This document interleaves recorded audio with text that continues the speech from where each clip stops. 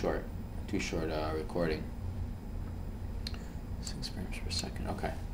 Let's just let's assume it's going because I think it's fine.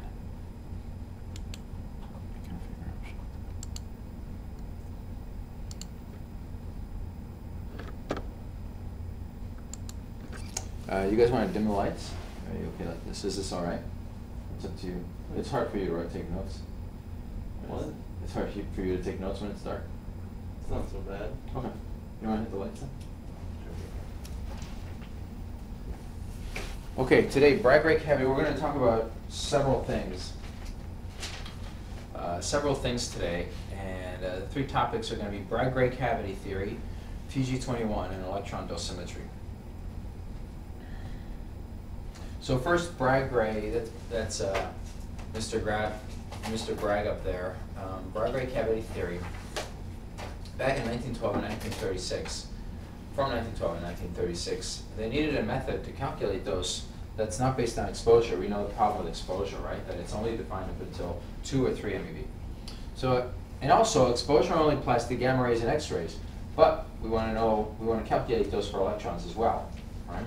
So maybe, I might not have mentioned this, but just remember this, exposure only applies to gammas and X-rays.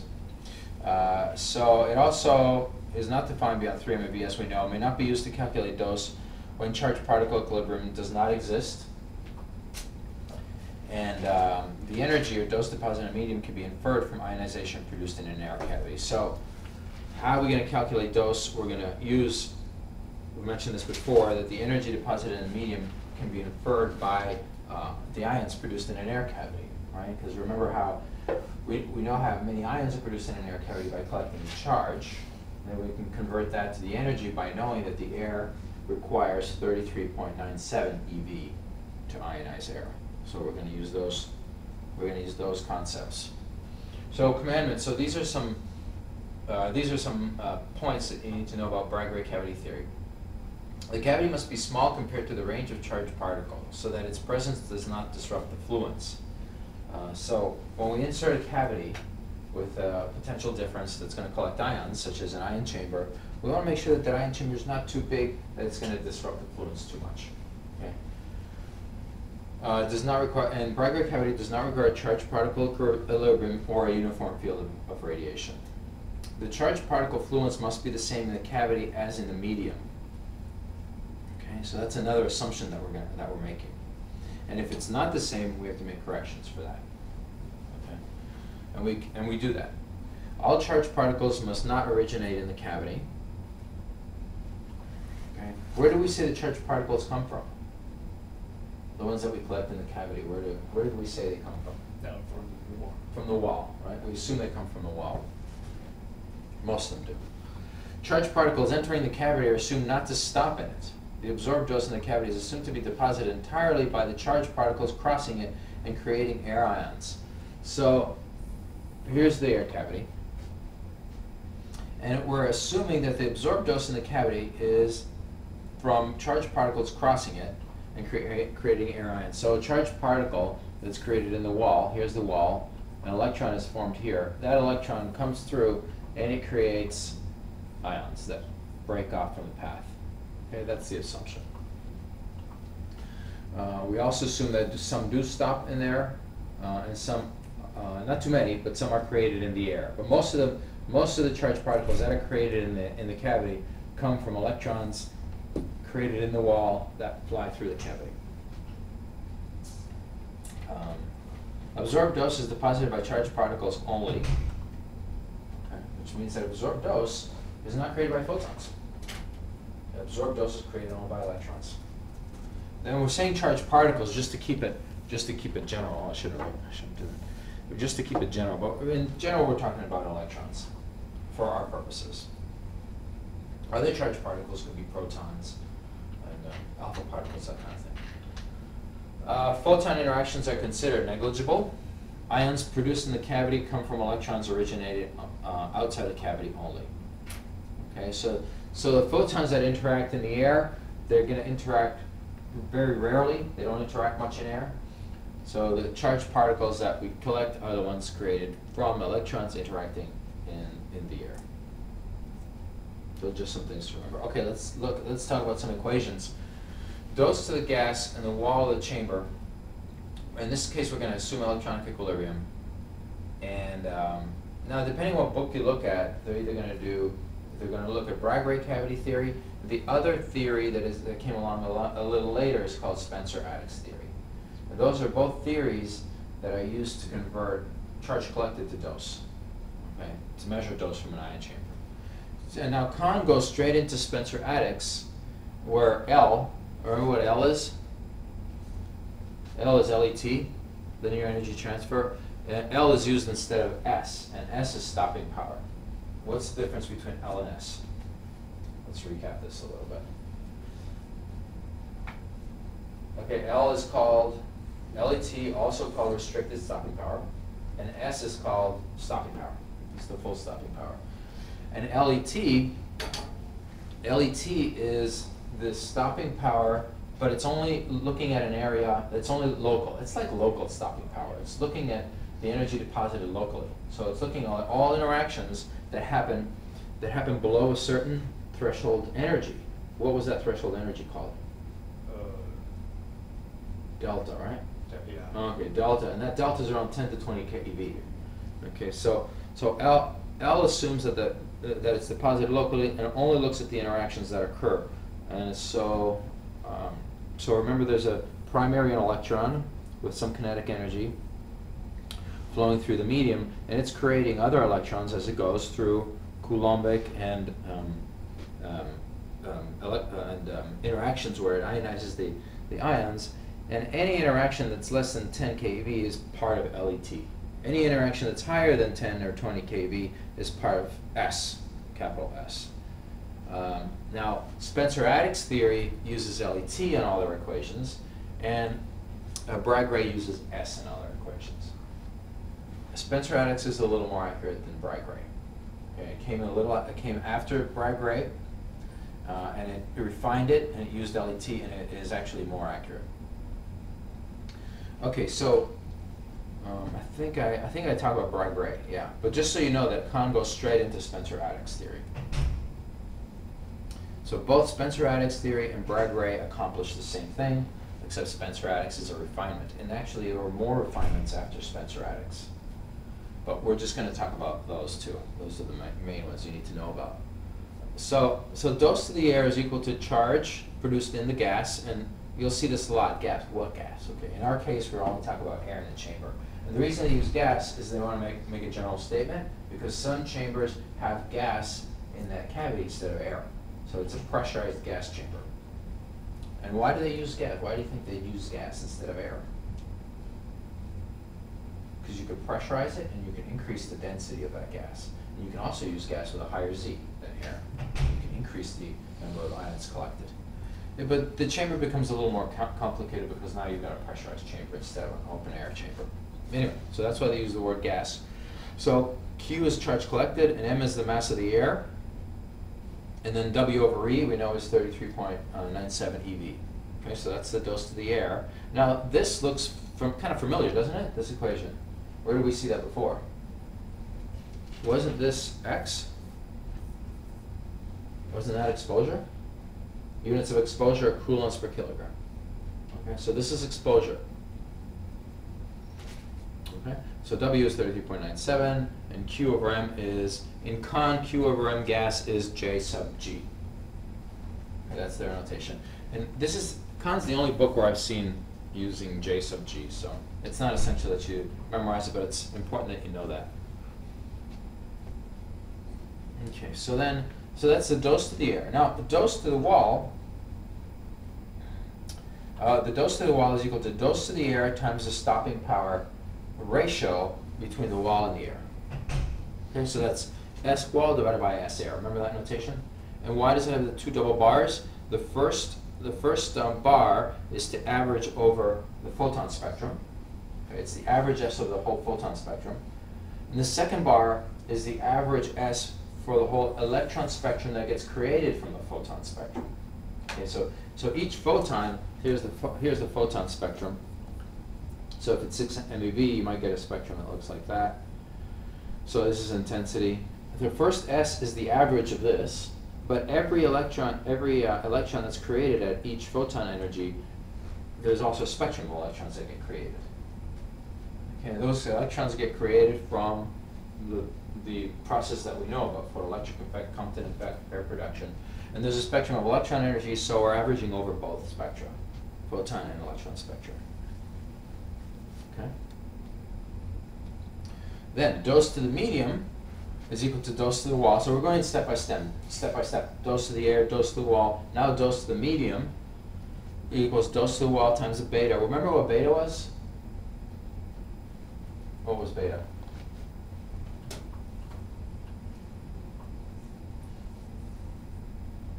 Besides the Greek letter. Where do we talk about beta? It was last class. Is that the ratio of Kerma to dose? Yeah, the ratio of Kerma to dose. Okay. So beta times the times the mass absorption coefficient between the medium and the wall, and I call it absorption coefficient, but it's mu n in con, and times the ratio of the fluences between medium and wall, the energy fluence. And beta, by the way, is the dose divided by the Kerma, collisional Kerma, for cobalt-60 is 1.005. Okay, that's the constant that I was talking about. All right. And now that was Bragg cavity theory. Now Spencer-Attix theory came along a little later, and then this theory accounts for delta rays, secondary electrons energetic enough to produce other electrons. Spencer-Attix refined the method to include chamber size effects and restricted stopping powers, LET. So, and then they also assume that the maximum energy transfer between electrons is less than the initial electron energy divided by 2. It's an assumption that they made. So if an electron, there's a primary electron, and then it sees an electron in an orbital, there's an electron in an orbital, it knocks this electron out, the energy, the kinetic energy of this electron is going to be half of the, this is EI. The kinetic energy of this is less than EI over 2. Okay, it's an assumption that you make. So in other words, this electron can't give all of its energy to this electron. Okay. And over all the energies and all the interactions, that's a safe assumption. Because the Bragg theory states that electrons can only come from the outside of the cavity, delta must be larger than the energy required for an electron to traverse the chamber. Okay, so since it comes from the outside, we need to, delta must be larger than the energy required, otherwise the electrons wouldn't get into the chamber. Okay, so delta has to be larger than the energy required to traverse the chamber. Okay, now moving on to TG 21, 1983. So that's a summary of Bragg and Spencer-Attix theory. And this gets us to TG 21, and that came in 1983. A protocol for the determination, that's the title of the protocol. A protocol for the determination of absorbed dose from a high energy photon electron beam. This protocol, if you read it, it's like a textbook. You can read it and you can understand the theory. It's very well explained. And it provides physicists with a method of determining dose more accurately than was available in the past. Now, when I was doing my master's degree, they actually taught us the protocol before TG 21. Okay. Now, what do you think the purpose of this protocol is? The protocol for the determination of absorbed dose from high energy photon electron beams. The purpose is, and I know I'm repeating this, but it's important that you know this. The purpose is we need to take a measurement device and as accurately as possible calculate the dose from a radiation beam. Okay, that's what we're trying to do. So when I started, they had this other method called the I forgot what this even stands for. It's an acronym, and we just called it the C lambda method. And it was really simple. There was nothing to it. It was just like a table. You took a reading. You looked up at the C lambda in the table, and I think it was chamber dependent and energy dependent, and you multiplied that C lambda by the reading that you got from your chamber, and that was your dose. It was really simple, but it was very variable depending on who was doing it. So, because there's a lot of variability. There's the variability in the phantom that you're using, in the chamber that you're using, and C lambda didn't really take all those parameters into account. So TG21 allows for different chambers and different phantom materials. and also supplies physicists with data tables and a little more job security, because nobody but a physicist can figure out what the heck to do with all these equations. There was lots of equations and lots of tables, and it takes a while. It takes a while to learn this stuff, and it could be a little complicated. Okay, so now we're getting into TG21. So the terminology here is going to be TG21 terminology.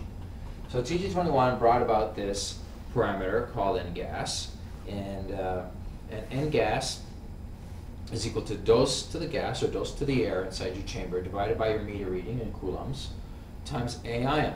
And A ion is equal to the collection efficiency. Okay. And the efficiency, and I have that 1 over P ion.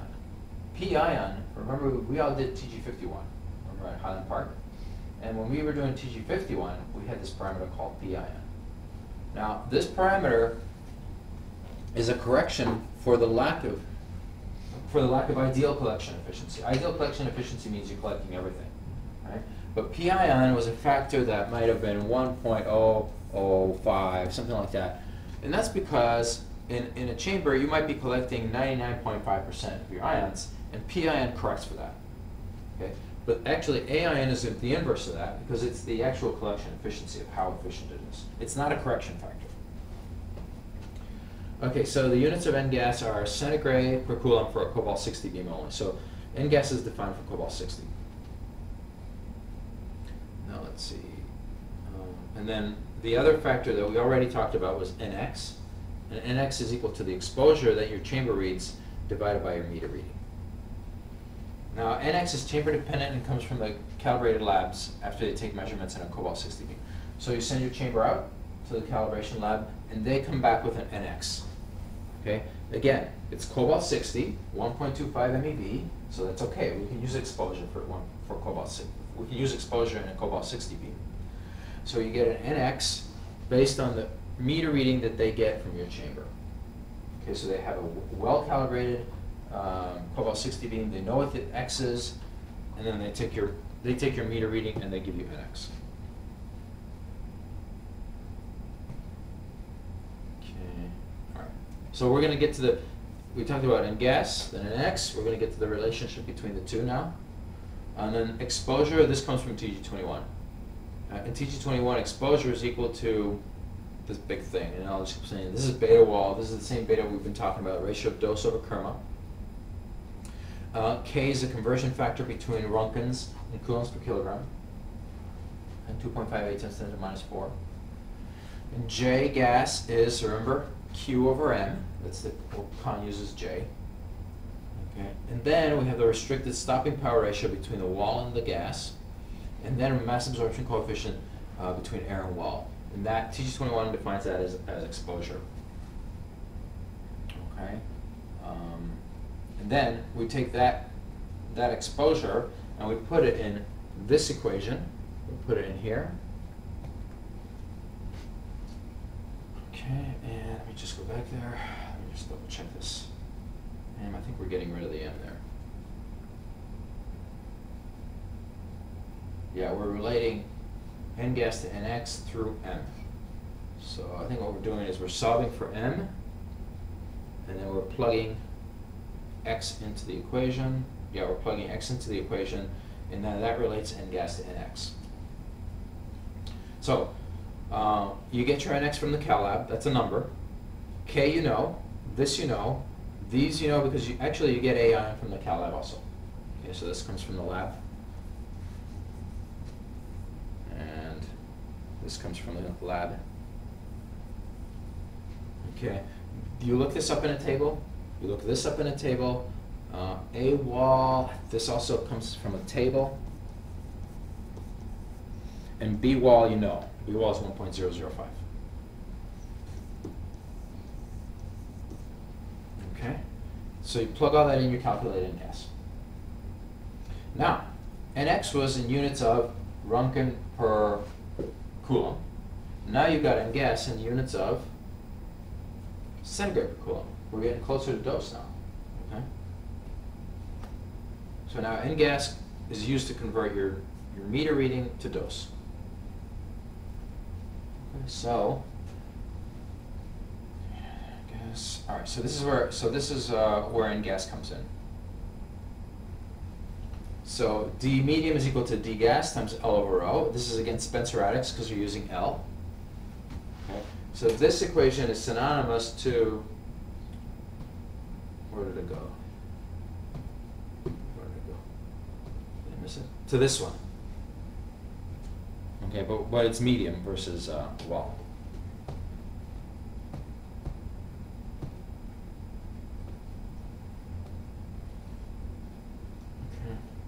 And we're using L instead of S. That's the difference between Spencer-Attix and Bragg rate. Whenever you see S is used in the equations, they'll be Bragg rate. When you see L's, it'll be Spencer-Attix.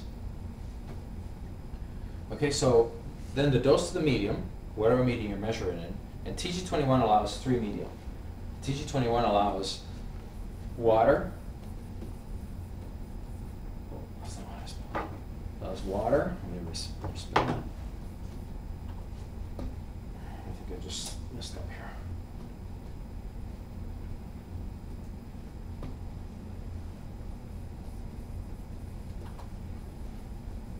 You can take your readings in water. You can take them in polystyrene.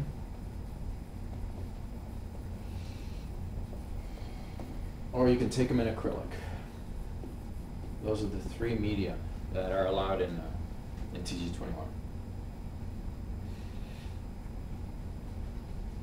Okay, so you calculate your N gas, take your meter reading from your chamber and electrometer pair, then the L over rho medium to gas ratio comes from a table, and then the PIN, these come from tables and graphs as well.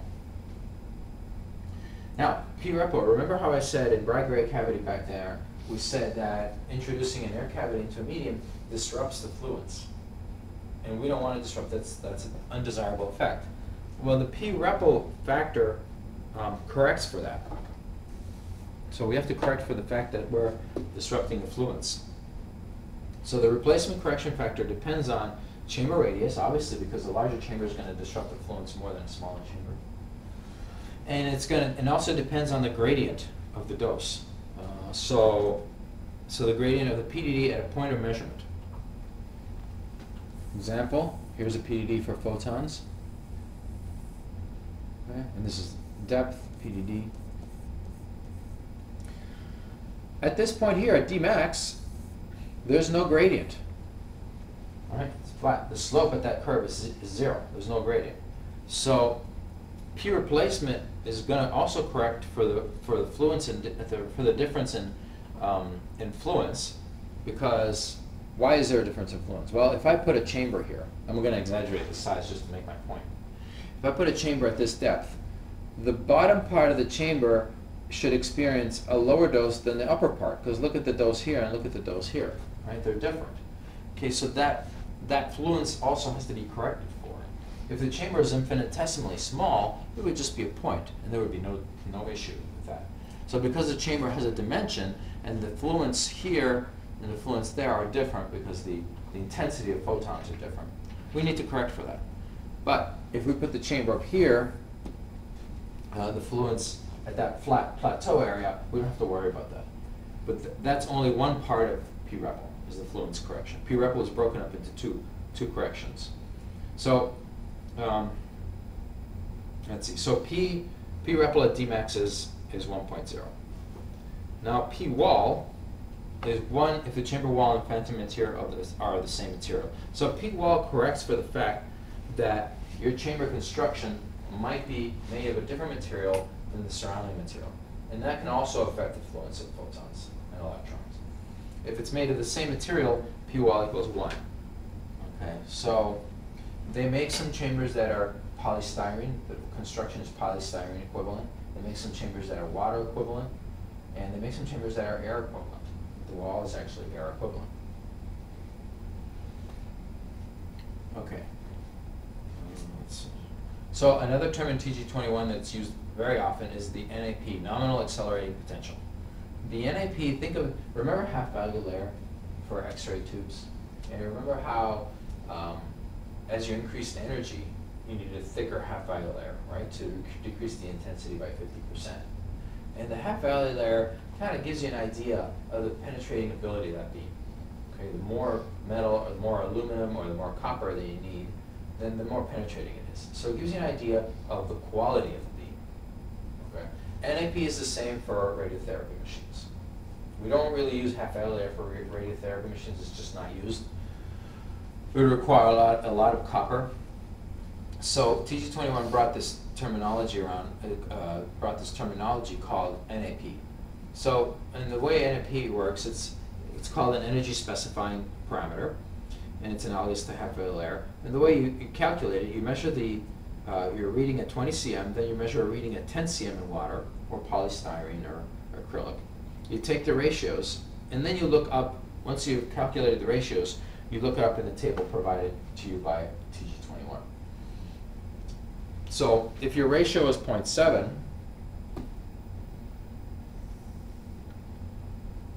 well, that's not a straight line. Okay. Then your NAP was 7, around 7. Okay? And as it turns out, your NAP is very close to your nominal energy of the beam. So if you're using a 6 MV beam, your NAP is going to be very close to 6 MV. Okay?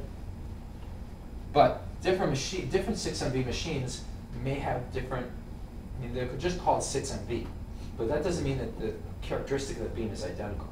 Okay, the spectrum might be a little different. But the NAP might be different, because it's based on the ionization ratio. So this is used to distinguish different beams that may all be called 6 MV. Okay. So now, P-REPL, that factor that I talked about before, that has to do with replacement of water or polystyrene or acrylic with a chamber, depends on NAP. So it depends on the average energy of the beam, basically. Okay. Now, dose to water derived from dose to medium.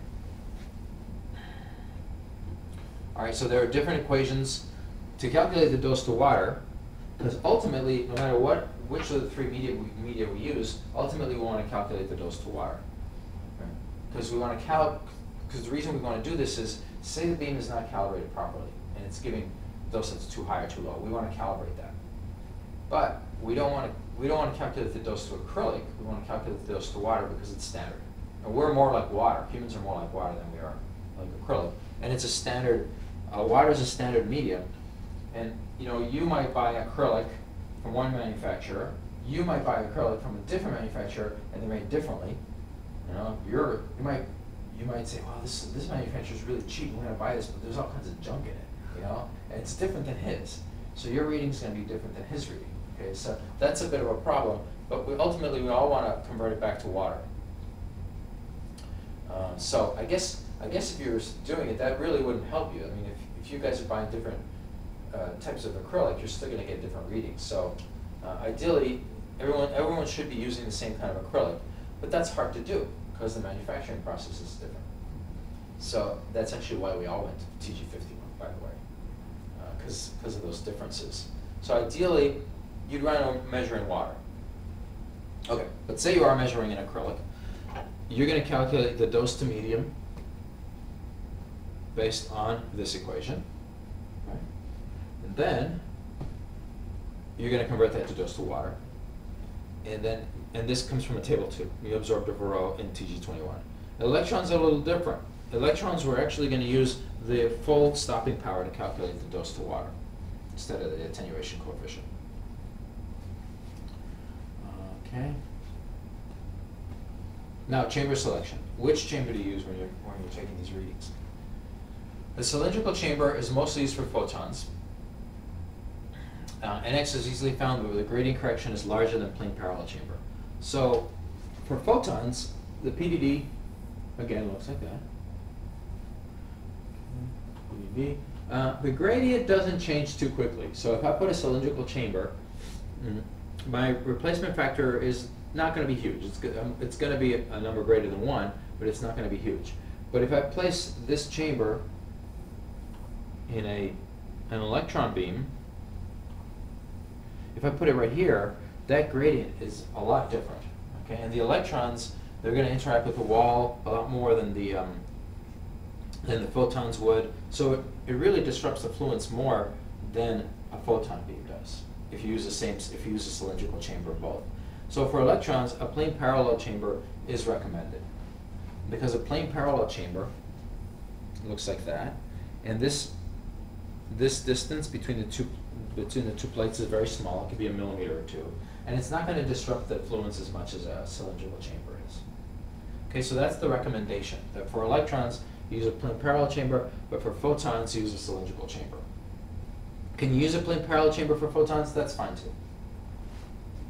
Okay. And then the nice thing about plane parallel chamber is that P rep is equal to 1 because it doesn't disrupt the fluence. Okay, and then it says NX here is easily found, but the gradient corrections are larger for a cylindrical. Okay, so basically a cylindrical chamber will disrupt the electron fluence more than it will for a photon beam. Okay, so let's do a TG21 practice problem.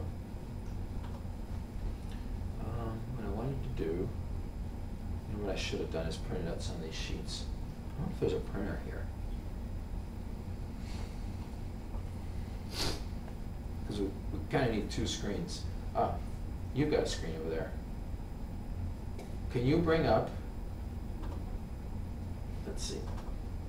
I'm gonna keep this on this screen. On your screen, can you bring up the next slide? Sure. Okay. And then turn it around, and then sit over here so we can all look at it. And we're going to do a practice TG21 problem.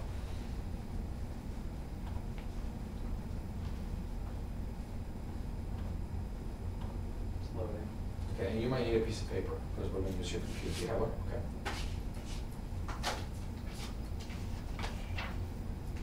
And then we'll just go through this.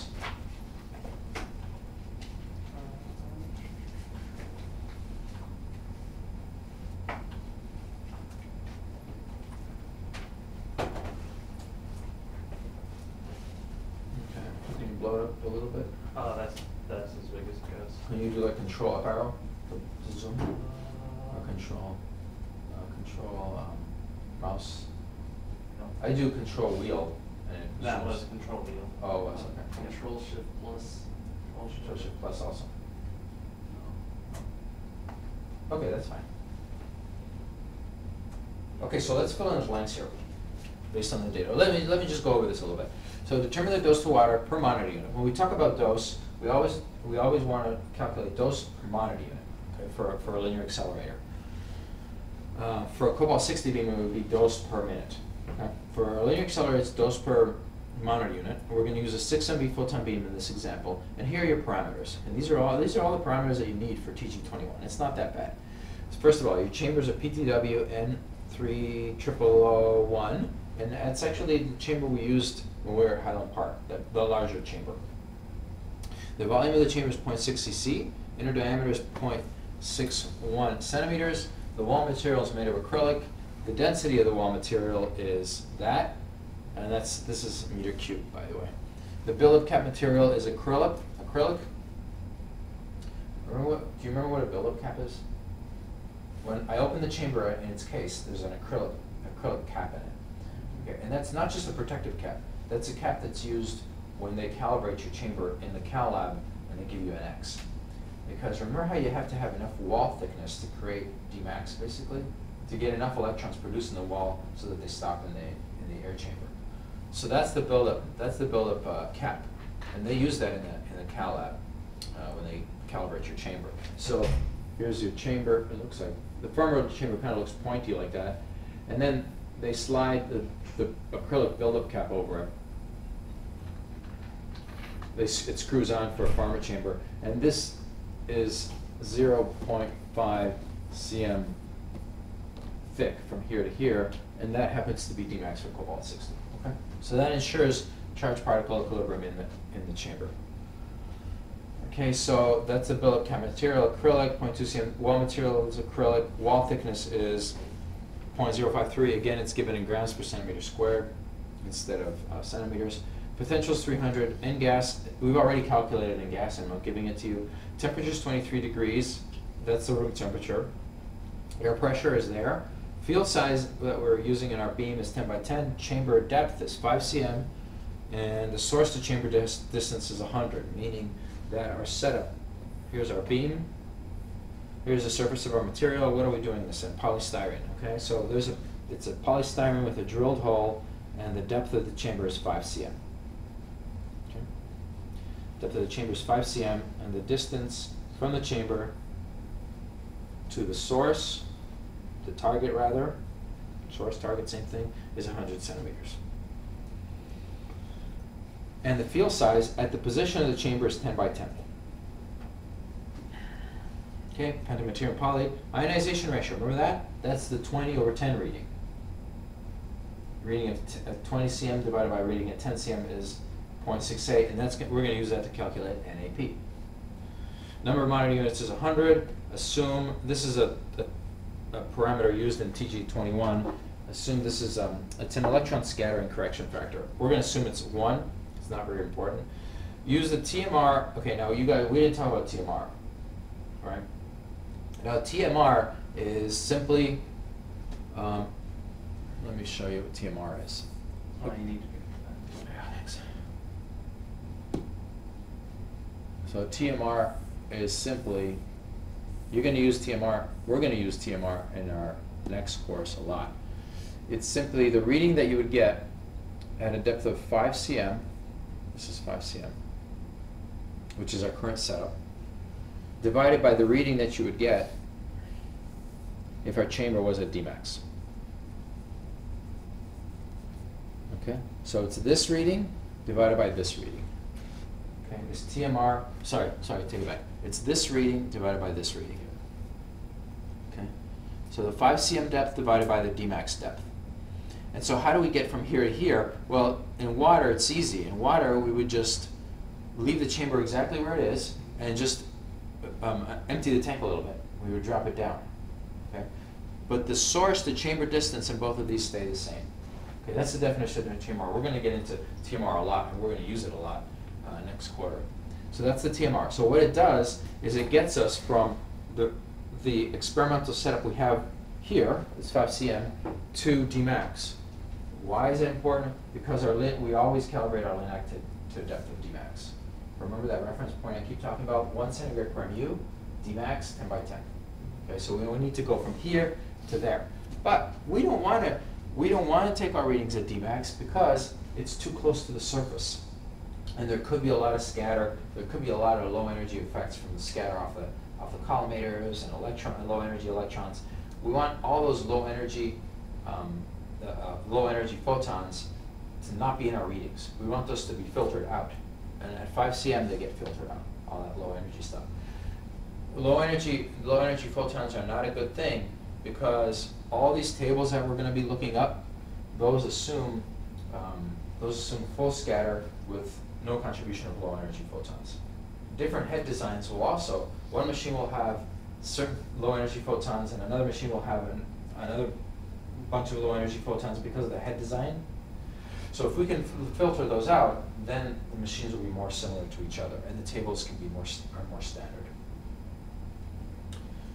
Okay, so then Q1 over Q2, now this was when we were measuring, remember when we measured p-ion, we took 2 readings, one at full potential and one at half potential? That's what Q1 and Q2 are. We're going to assume it's 1, so we're going to assume we get the same reading for both potentials, which means that p-ion is going to be 1.0. The average reading on our electrometer is going to be this many coulombs. Okay? So, let's plug all that in into that table. Now we're going to move over to this computer. So, maybe I should, no actually, what's easier? Put that screen or this screen up. Maybe it probably doesn't matter. All right, so we're going to fill in the blanks here. So at the top, your name and the date that you're taking your readings.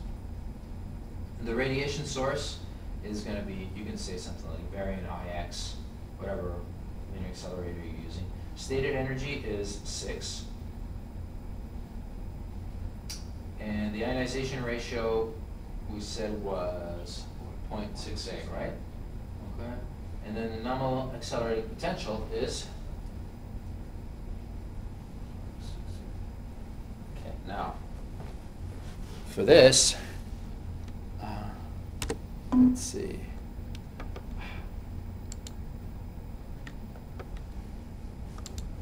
Hold on. Oh boy. Let's see if I can do this. I need to get a browser. Okay. I have to get off the pen to get back to my arrow.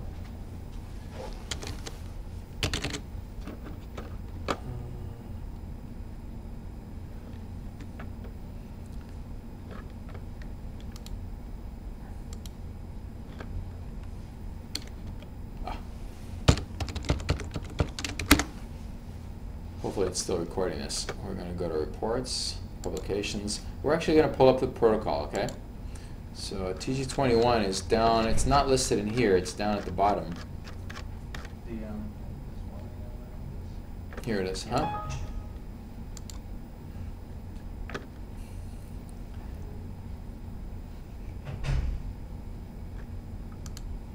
Okay. And we're going to go to the NAP curve. Okay. Oh.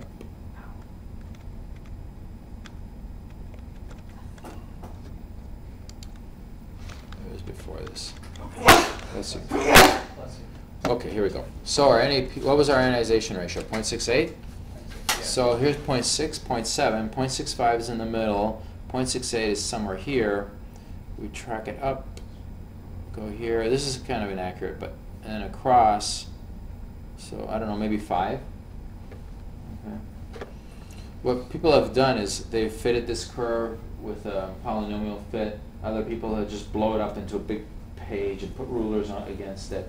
So there's different ways. Anyway, so let's say it's 5.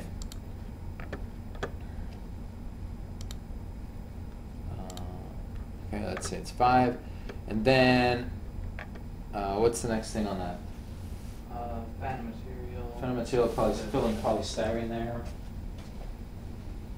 Okay, and what's next? SSD, what's our SSD? 95. Collimator field size? 10 by 10, depth of measurement?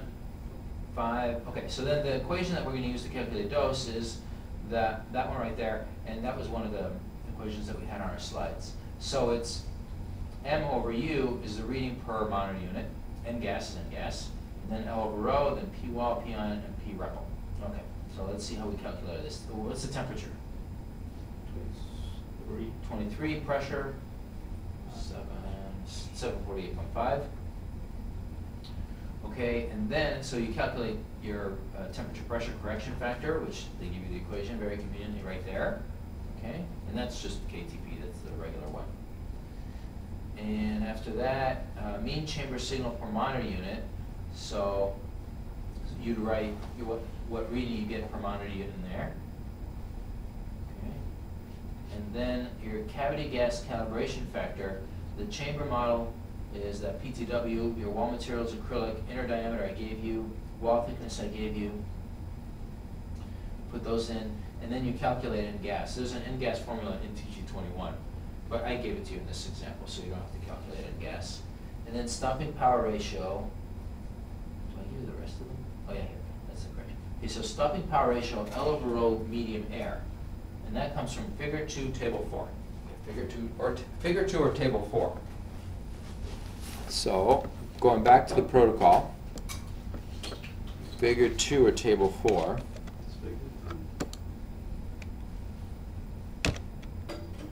This is okay. So L over rho medium air.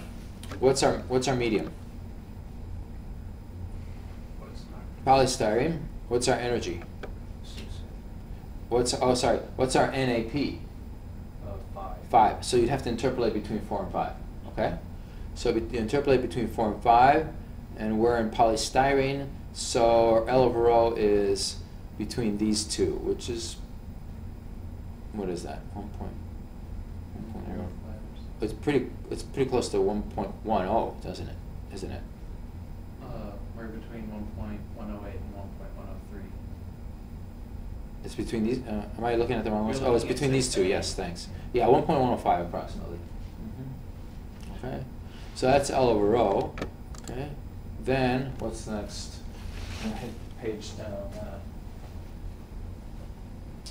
Then after that, then you have to calculate P wall. Okay. Now,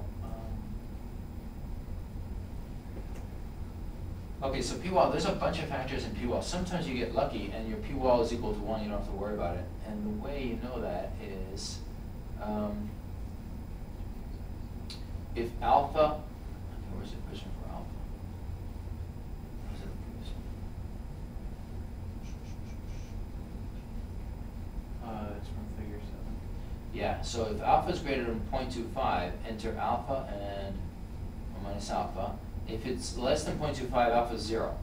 Okay, so if alpha is 0, that means that this term is 0, this term is 1, and then this one cancel. So you get P1 equals to 1. So hopefully alpha is less than 0.25. Let's see, figure 7.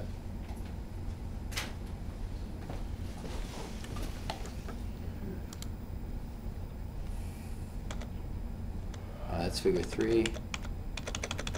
Figure 7 is, right, here. Okay, so this has to do with the fractions of the alpha has to do with fractions of electrons originating in chamber wall. Okay, our NAP was 5 right here, and this is the thickness of the wall. This grams per centimeter squared. What was the thickness of the wall?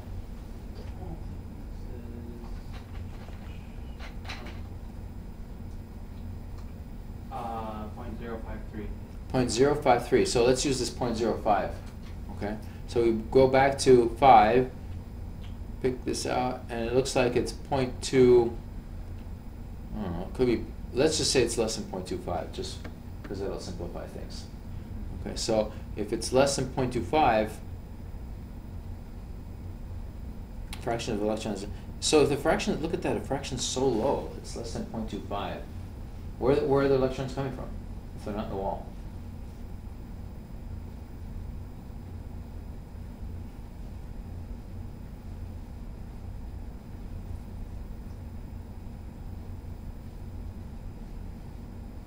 Where could they be coming from? Or the phantom. Yeah, from polystyrene, right. And so look at this. This is interesting. So let's look at this.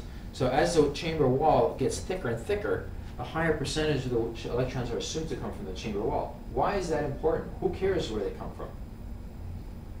It's important because the wall material and the phantom could be different. Okay, if they're different, then that's important. We need to know how much is coming from, what percentage is coming from the wall, or what percentage is coming from the phantom. Because all those tables that we're going to be looking things up on have to do with the materials of the wall and the chamber.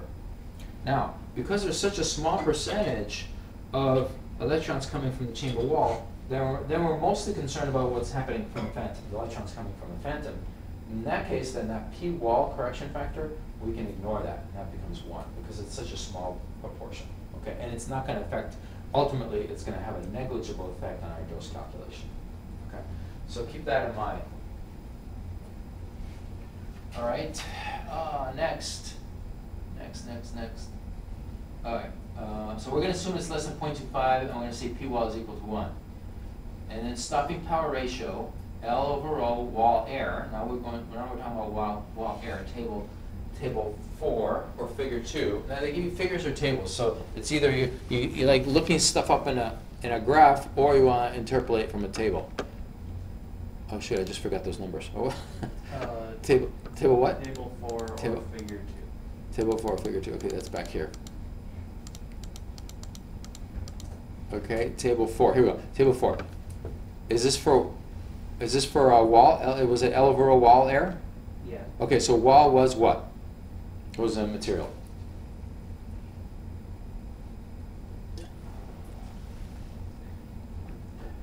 Acrylic. Okay, so the wall was acrylic. Again, our NAP is 5, so it's between, see, before we were looking at medium, right? Now we're looking at wall. So it's between 4 and 5, so it's between these two. which is about 1.096. Okay, so write that down, 1.096. What's the next one? I should have printed this. I'm trying to be paperless. What's the next factor? UN over rho, which is table 9. Table 9? Okay, so mu n over rho, and then we also need mu n over rho. So we need medium error and then wall error. So we go to table 9. Medium error, wall error. And so if your medium and your wall are the same material, then those mu over rho's become 1. Okay, so it makes these calculations easier if you're able to choose a chamber that has those properties, has the same properties. Table 9 we said, right? Table 8, there's 9. Okay, so mu absorbed over rho, first, medium air, and the NAP was 5, so cobalt 60 is 1.25, this is 8. There's a big jump here. So it's going to be, you're going to have to interpolate between these two. Let's just take a guess, because these are so close already, right? Yeah. So let's just go halfway. So 1.07 for medium air, and then the wall air is 1.076. Okay, so write those down. Then our next factor.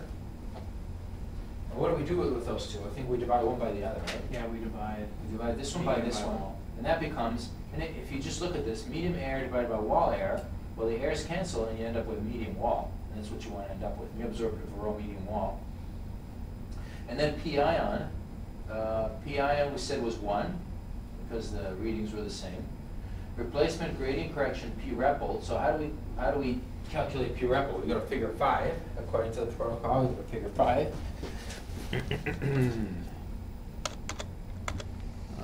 Figure 5, here we go. So here's the p repl graph. This one's a little hard to read. We always had a lot of trouble with this one, just because there's so many lines on here. NAP, again, 5, so it's between 4 and 6. Imagine an imaginary line between these two. Inner diameter, what was the inner diameter of the chamber?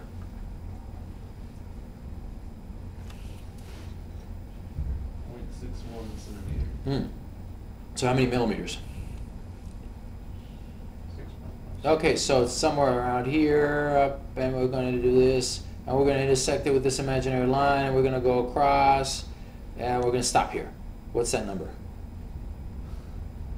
Like 0.992. Okay, good. You see, even if you're off a little bit, I mean, this is 1% error between here and here. That's pretty small. So even if you're off a little bit, no big deal. All right. Just don't say 0.91 or 0.96. It's 0.99 something. Okay. So write that down. So we have our p repl. What's next? Dmet over U. Okay. So dmet. So we put p repl.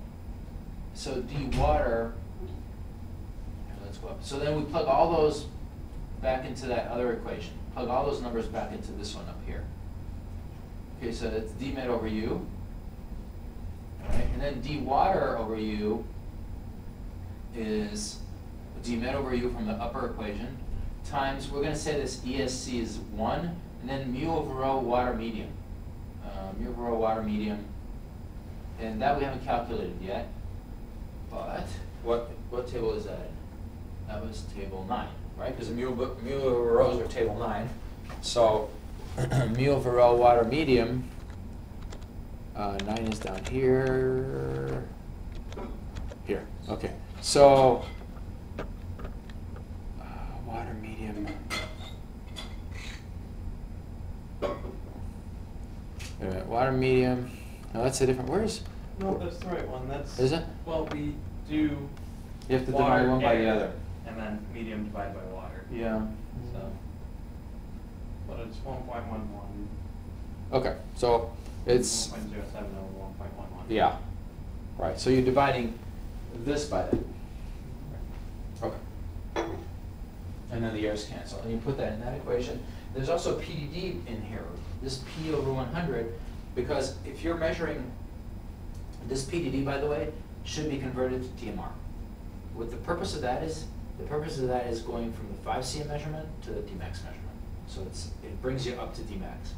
But to use PDD, we'd have to be in an SSD setup. You guys know the difference between SSD and SAD setup? So to use PDD, you have to be an SSD setup, but we have an SAD setup.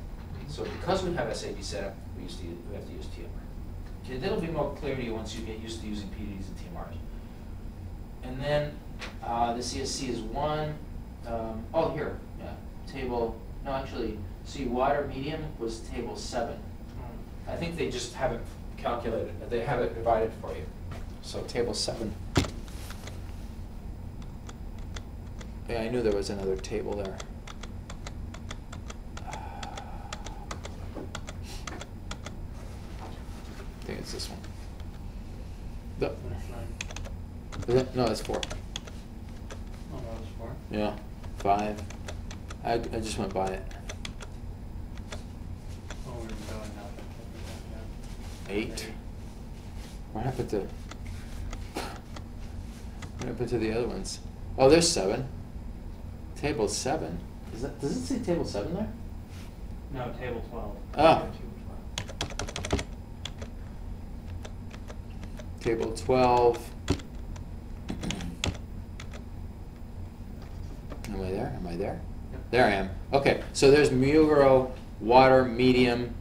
So for water polystyrene, for 2 to 6 and cobalt 60, you can use this number. Okay, 1.036 for polystyrene, which means, let's think about what this number means.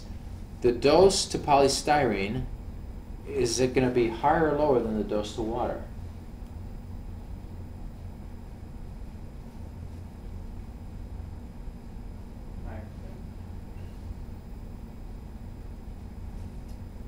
Dose to water is equal to mu absorbed over rho, water medium, times the dose to poly. So to get the dose to water, we need to multiply the dose to poly by this number. So if the dose to poly is 10, the dose to water is 10.36. So the dose to water is higher, okay, than it is to polystyrene. So water absorbs more of the photons than does polystyrene. Okay, so that's what that number means. It's good to get a kind of a feeling of what's going on. Okay. Then, I think we're almost done. Then, yeah, percent depth dose. So basically, they give you the equation, and then they give you, actually, these should be before the equation, because you should fill these blanks in, and then you put them into the equation. So they're telling you, here's the equation, but here's the blanks you have to fill out to get that equation, and then ultimately you end up with dose to water, and then, yeah, so that's it. Okay, and so that's the dose to water to Dmax for 100 monad units. And we're going to take a break. Did I push this yet? No. Okay.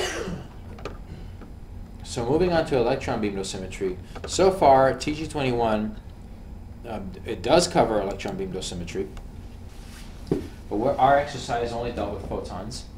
And then TG21 covers electrons, as I said, and TG25 came a little after. What did I say 21 was? 1983. 25 came in 1991. And when 25 did it, it refined 21 a little bit, and made it a little more accurate. And also, well, here are the points for TG25. Guided physicists. Oops, here we go again. Guided physicists.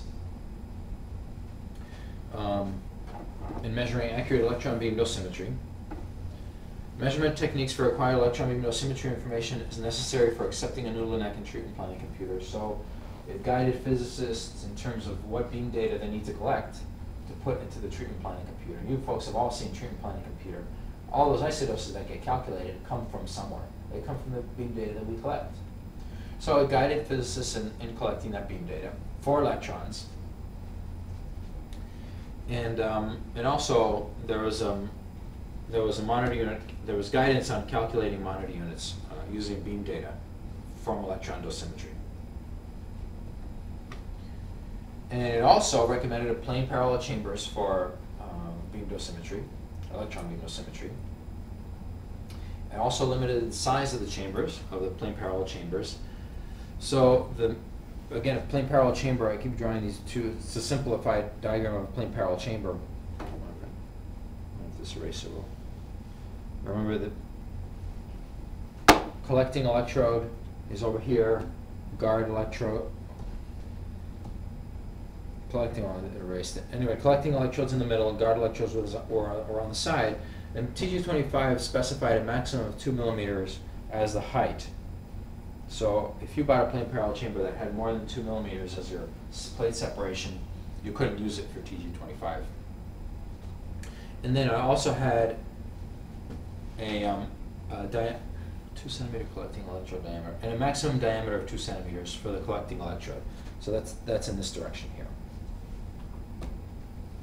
Okay, so this was 2 millimeters, and in this direction, the collecting electrode maximum is 2 centimeters.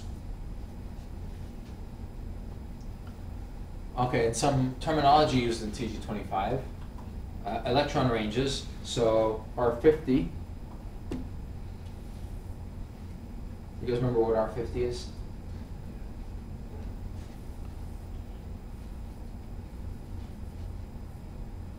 PDD for electron. It's 100% is Dmax.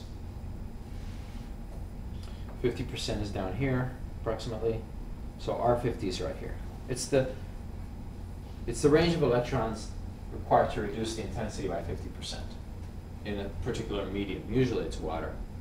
Okay, in RP, this, by the way, this is a rule of thumb.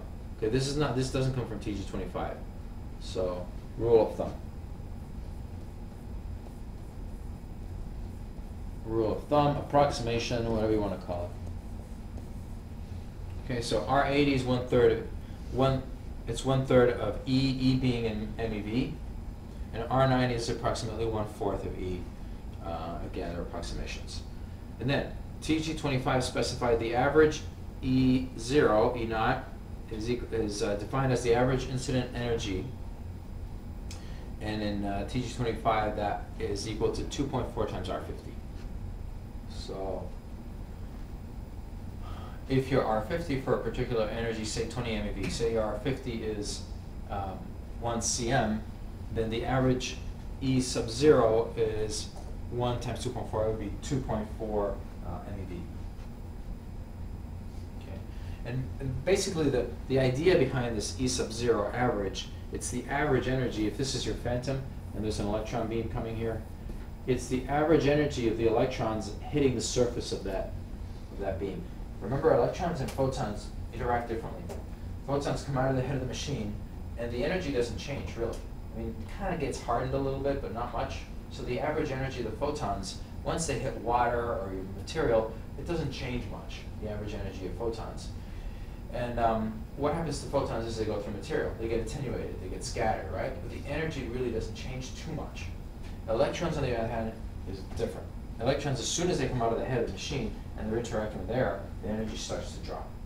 The average energy starts to drop. As soon as they hit the material, the energy starts to drop as well. So the intensity and the energy change for electrons. Okay, that's a big distinguishing factor. So E sub 0 is the average energy of the electrons hitting the surface of the phantom. And that's different from the average energy that's coming out of the head of the machine. Okay? So this gives us an idea of what the energy is as the electrons hit the patient. E sub d is the energy at any depth. Okay, we don't have these terms for photons because the energy doesn't change that much. So E sub d, the energy at any depth for electrons, is equal to E sub 0 times 1 minus d over Rp. And there should be parentheses here just to make it clear. 1 minus d over Rp. Okay, and Rp is the practical range of electrons, or Rp. Ooh, that doesn't look good at all. But you guys remember Rp, right? Okay, extrapolate the Bremsstrahlung tail and extrapolate the straight portion of the PDD. I'm actually going to delete this because it doesn't look good. Oh, there was what was the way to get a thin pen? I think it was one of these.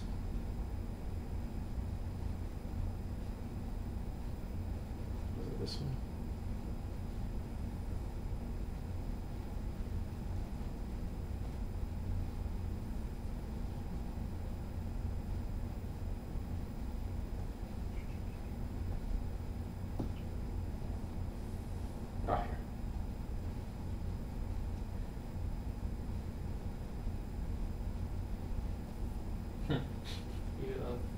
hit save. I didn't? It was a save there? Oh, there it is. Okay. So it's a little thinner. Okay. Alright, so that's E sub d, that's the energy at a depth. And then phi of water medium is a ratio of electron fluences between water and medium. And then Q corrected is a corrected reading for polarity and ion recombination. Okay. And this is just, this is a corrected value that you get after you've corrected for two things. Remember how we corrected in TG21, sorry, TG51, for polarity and for bias. We went from 300 volts to 150, but we also went from plus to minus. This Q correct corrects for both of those.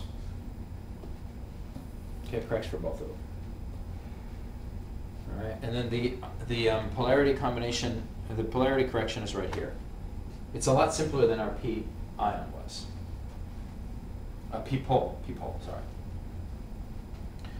Okay, so then the d, this is again from TG25. D to the medium is equal to your meter reading times N gas, which we already learned about, times L over rho, restricted stopping power, mass stopping power between medium and air. And then your p ion is here, your correction for ion recombination, and then the p repel is the same. If you're using a parallel plane chamber, p repel is 1. Then the dose to the water is equal to dose to the medium times the stopping power ratio times your fluence. Okay, here's this fluence factor that came from here between water and medium. Okay. All right, some highlights of TG25, and if you want to get a copy of TG25, it's in the AAPM website under reports, under publications, under reports. So highlights are a discussion of implementation of other dosimeters. So TG25 talks about proper use of TLDs, proper use of diodes, and proper use of film. That wasn't in TG21. Definition of electron output factors. You folks have covered that in IROC, right? Output factors? Because you asked me a question about it once. So they define output factors. Discussion of surface dose. And surface dose is kind of important because we want to know what kind of dose the patients are getting on the surface. We also discuss isodose lines in TG25. Field shaping. How do we shape fields with electrons? Cone applicator. With an applicator? How else?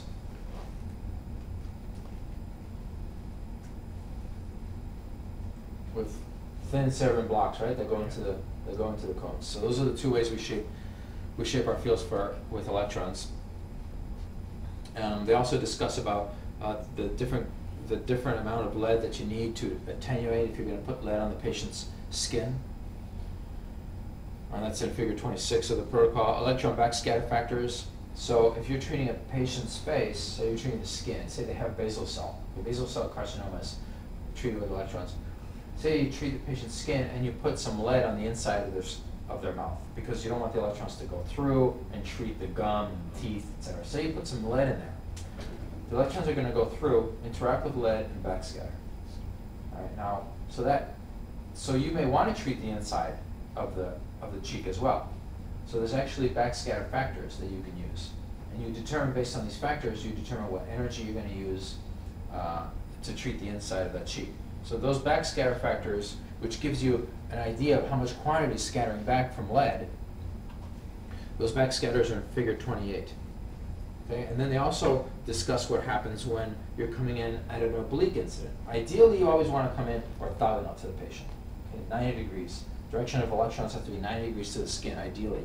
But what happens if you start to tilt your linac a little and there's an oblique incidence? How does that affect the dosimetry?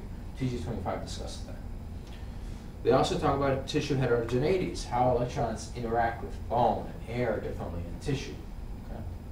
And then they discuss the effective electron source distance. So effective electron source distance comes into play when your SSD is not 100. Why would your SSD not be 100? I mean, you calibrate at 100 SSD with electrons, so you ideally want to treat all your patients at 100 SSD. Why would your SSD not be 100? What's the situation? You guys discussed it in IROC, maybe? If the cone's too close to the patient, you can lower the table to about more room. Yeah, if the cone is gonna be in the way, say the cone's they're trying to treat the neck and the shoulders in the way. And the closest they can get is 105 SSD because the shoulder's in the way.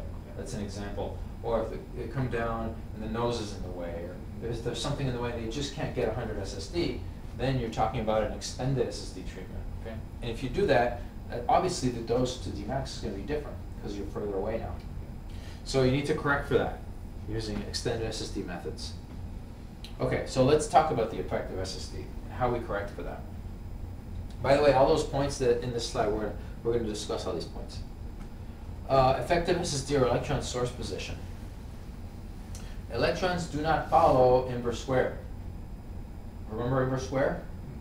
Distance 1 divided by distance 2 squared, right? To determine the intensity at different points away from the source in air. By the way, don't try to use inverse square in water and tissue. Why doesn't it work? Why do you think it doesn't work in water and tissue? Inverse square. Because there's attenuation. Okay, so you got to consider attenuation, PDDs, and that kind of thing. So inverse square factor for photons only works in air, but for electrons it doesn't work in air or in tissue. Okay, so we have to come up with a different relationship, and the inverse square relationship is complicated, and you can't just come up with a formula because it depends on a lot of things. It depends on energy, it depends on cone size, it depends on your cutout. So what we do is we come up with an empirical, means a measurement-based inverse square factor. Okay, so because we do have to correct it. So how do we do this? Well, we take 3 measurements. Here's a step-by-step process. We take, and this is done during beam commissioning. During beam commissioning, and what I mean by beam commissioning is when we accept the LINAC for the first time and we're taking our initial beam data. So it's done during, I didn't like that, huh? So I'm erasing this. I'm gonna turn this on.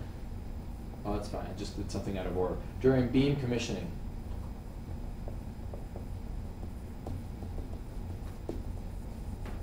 Okay, so that's this one. So take measurements at 3 SSDs at Dmax, and the SSD range should be a clinically relevant range. You don't want to take an SSD at 160. You're never going to treat anybody there, okay? So the 3 SSDs are probably 90, 100, and 110, okay?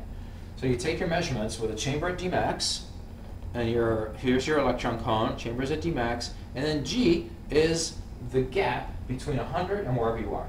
So if your SSD is 105, G is 5. Okay? So if SSD equals 105, G equals 5. That's just an example. CM. I'm just talking CM here.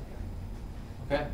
So then we plot your M naught reading. M naught is your reading at 100, divided by mg is your reading at whatever gap it is.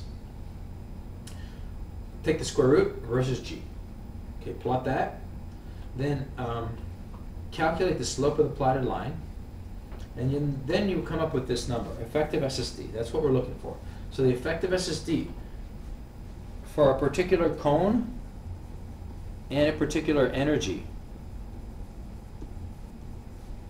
is equal to 1 over the slope minus Dmax.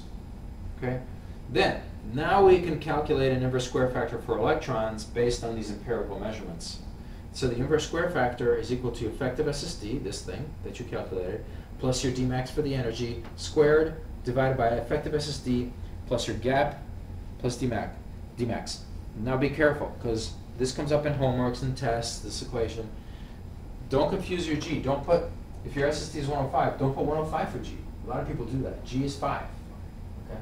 If your SSD is 103, what's G? 3, okay? Not 103. Okay. So, how many effective SSDs would you have if you have 5 cones and 5 energies? If you have a LINAC, which is typical, right? You usually have 5 electron energies and 5 cones. How many effective SSDs would you have?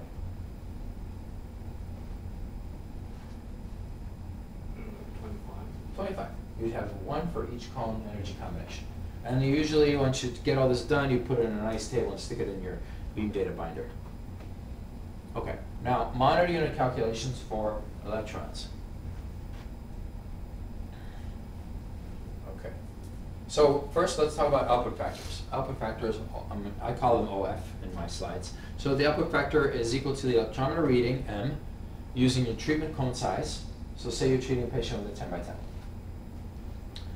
10. Divided by the reading using the reference cone. And the reference cone is typically a 15 by 15. Some clinics do use a 10 by 10. Reference dose rate, as I said, is always 1 centigrade per mu at the reference in reference conditions. Reference SSD is 100 for electrons. Oops. Oh boy. What did I do? Let's go back to this. Okay, sorry about that. The reference SSD is 100 for electrons, and then your prescription isodose line. This is an example. Some doctors prescribe to the 90%, because they want to make sure that they're getting. Say they want to prescribe 180 a day for electrons. They'll prescribe it to the 90% because they want to make sure that the whole tumor gets 180. They want it. So prescribe it to the 90. How much is the 100 getting? Just divide by 0.9. Divide by 0.9. That's what your 100% is getting. Okay, so they want to make sure that because electron dosimetry is a little uncertain, it's because of the gradients. Okay, electron gradients are a lot sharper than photon gradients, so there's a little uncertainty there. They're also more affected by heterogeneity, such as air and bone, so there's more uncertainty there. So here's the MU equation for electrons. MU is equal to the field dose. Okay, so typically this is either 180 or 200, the dose per field, divided by the output factor for that treatment cone, times the inverse square factor, if there is one, times the prescription isodose line, which would be this, divided by, so this is prescription isodose line divided by 100. So the 0.9 that Jimmy just said would be 90 divided by 100. Okay. And I wonder if there's something behind that cone. No, I think that's it. That's it. Okay, now electron field shaping. How do we shape electrons? And we've mentioned, you guys have seen these, right? These cutouts. Okay, so the shaping is done with either cerebrum cutout or lead shield or both. Okay, have the other guys shown you lead shields for electrons? Have you seen those? They're a lot thinner. They go on the patient's skin rather than the machine. Have you seen those? So lead on skin provides the sharpest penumbra because it increases the source to collimator distance. Remember the penumbra equation? Your source to collimator distance, as you increase that, your penumbra gets sharper. Okay. The problem with using these cutouts, so here's an electron cone, and there's a cutout in here. Okay. There's a cutout on the electron cone, and the patient's down here. As the SSD increases, the electrons come out of that cone like a shotgun. And the photons are pretty well collimated. But electrons come out like a shotgun. They're scattered all over the place because they have charge and they have mass and they interact with everything, right? So they come out like a shotgun. All right, that's why we have cones in the first place. If there are photons, we don't need cones for photons because they scatter pretty straight. Well, electrons are all over the place. So the purpose of the cones, and if you look at the way they're built, there's two collimators in the cone. There's an upper one and a lower one, and actually a third one. That's where the cutout goes in. So what that's doing is it's cutting out all these scattered electrons and trying to get as straight a beam as possible. But still, the electrons come out like a shotgun. And as your SSD gets bigger, I mean, the way the cone's constructed and the head and the collimators, they're constructed so that at 100 SSD, you have a pretty flat beam, and the penumbra is pretty sharp. As you start moving away from 100 SSD, your penumbra starts getting worse. And you're starting to irradiate areas that, excuse me, areas that you don't intend to, and areas that are outside the light field. So, as you do that, say this is 105 SSD. We're going to move to 105 for whatever reason. So now, and the tumor is right over here. So what happens now that even though the light field looks like it's treating the tumor, you might be treating areas adjacent to the tumor, just because of the scatter, okay, this lateral scatter that you see with electrons. How do we prevent that? Well, we prevent that by building a lead shield that goes, and it's not this thick, I'm just exaggerating. We're going to do that by making a lead aperture. Okay, and that aperture, this is just a side view of what it looks like, but the lead aperture is usually a piece of lead with a hole in it that's shaped in the shape of the tumor, okay, whatever the doctor wants to treat. And so we still have a cone, we still have the cerebin block, but the cerebin block, if you look at the projection of the cerebin block, it's going to be a little bit bigger than the lead, and the lead is the true, this red outline, that's the true field size. Okay, and the cerebin block is there just to restrict it here because, you know, there's only, because we want to contain it within the lead block because we don't want to irradiate out here. And then that's the true collimator, and that gives us the best penumbra, okay, the sharpest penumbra. It makes sense because it's right on the patient's skin. And then so that gives us the best penumbra. It causes hot areas near the edges due to high Z. So as the electrons interact with the edge of the lead right here, it scatters electrons more than like tissue would or more than low-Z material would. So we need to prevent that, and we do that by wrapping this up in wax. We buy these thin sheets of wax in our department, and we just wrap the lead with wax. Okay. Okay, and then this backscatter dose we already talked about. Okay, you can if you put lead inside, you can cause backscatter, so you have to be aware of that. And then cerebin issues, cutout is too small. All right, so now, okay, so that's the lead. The other thing about lead, let's see if I talk about thickness. No, I don't. The other thing about lead is the thickness of the lead. How much lead are you going to use? And I believe TG25 also has lead transmissions for every energy. So depending on your electron energy, you've got to pick the right thickness of lead. That's hard to do, especially for high energies, because you need more lead. And then, so you need to cut that hole out, and we usually do that. All right, so the way I do it is I buy lead in very thin sheets. They're sub-millimeter sheets. They're about 0.8 millimeters. And I have the cutout because the doctor drew the shape. And I put that on the lead, and I take a sharp nail or something sharp, and I trace it and make little dots where the cutout is. Then I remove the template that the doctor drew, and I see the dots on the lead. And then I cut this out. Okay, I can cut because it's so thin. I can cut it out with some scissors, or I can tap it out with a screwdriver, and I make multiple ones. And then I just stack them. And then I stack them to the thickness that I need. It's a lot easier than buying a big hunk of lead. I mean, how are you going to cut that? You can't cut it. So I buy multiple pieces, and I stack them, and I glue them together, and then I wrap them with wax right on the edge here. Okay. And then the other challenge is to shape them on the patient's face. So then the patient comes in, and I put it on the patient's face, and I shape it. Okay. So that's how you make lead cutouts. So cerebin issues, cutout is too small. If for example, the patient has a tumor that is maybe 1 cm or less than 1 cm, and the doctor says, I just want to treat this little tiny tumor, make me a cerebin cutout.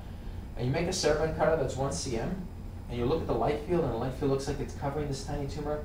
But if you were to take a piece of film and irradiated it, the distribution of a 1 cm, the distribution, like the profile, would look like this. Okay, and the light field would probably be, let's see, the light field would probably be somewhere around here. So what's happening is that you're burning up the center of that tumor, and the sides are getting very little dose because there's no side scatter. There's very little side scatter. If this were photons, they're going straight, and you're going to get an even distribution. But we're talking about electrons, and there's not enough side scatter. So beware of electron cutouts that are too small. How would you solve that problem? What do you think? You want to treat a tiny tumor. How would you treat a tiny tumor, like a 1 cm tumor with electrons? If you made a cerebin cutout that looked like that, what would you do?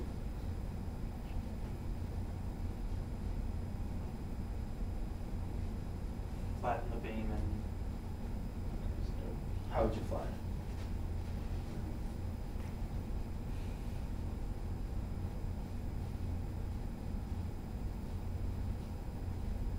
Okay, here's the solution. You make a cerebin cutout that looks like this, with a diameter of 3 cm. Now, a 3 cm diameter is now going to give you a pretty flat beam, okay, in the center especially. Then you make a lead cutout of 1 cm diameter, and you put that on the patient. Okay, so now you have a 3 cm beam, and it irradiates this lead piece, but the center of the lead, where the hole is completely flat. Okay, so that's how you'd irradiate it. And if you're still unsure, take a piece of film and try it. If you're not sure how the distribution looks. We do that a lot. If we're unsure and we're not sure about the dosimetry, you learned Dr. Markovic's class that the distribution doesn't look good, I'm just going to test it. So go ahead and test it for yourself. Okay, and then we also talked about what happens with the large SSD and the lateral scatter. Okay, now cutout factor. So those are output factors for the equation I put up back here was the output factor for this one here, for open cones. So what about cutouts? So electron cutout factors. Cutouts are used for most treatments. We tend not to treat with open cones. Most of the treatments are with cutouts. Cutout factor is equal to the electrometer reading at Dmax, M, using the treatment cone size, divided by the reading using the treatment cone with the cutout. Okay? So say the treatment cone is a 10 by 10. Okay, so then M1 is equal to, okay, so let's call this M1. Dmax using treatment cone size divided by the reading using treatment cone without cutout, and then let's call this M2 with cutout. So then the COF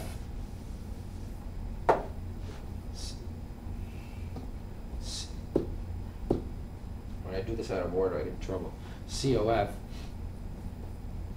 equals M2 over M1. Okay, it's the reading with the cutout divided by the reading with no cutout. And that just gives you the difference in dose based on what the cutout is doing to the dosimetry. Now, so going back to the MU equation, MU is equal to the field dose divided by the cutout factor times the output factor. What's the output factor?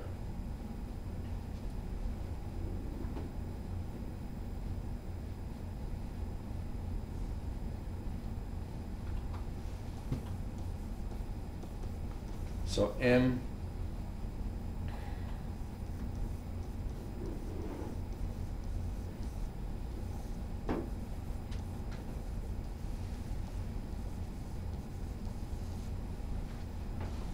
the cutout factor just is there to take into account the difference between the reference cone and the treatment cone. The reference cone is typically what size? 15 by 15. Treatment cone in this case was 10 by 10. Okay? So you take a reading for your, and these by the way are tabulated. Again, the output factors are taken during commissioning.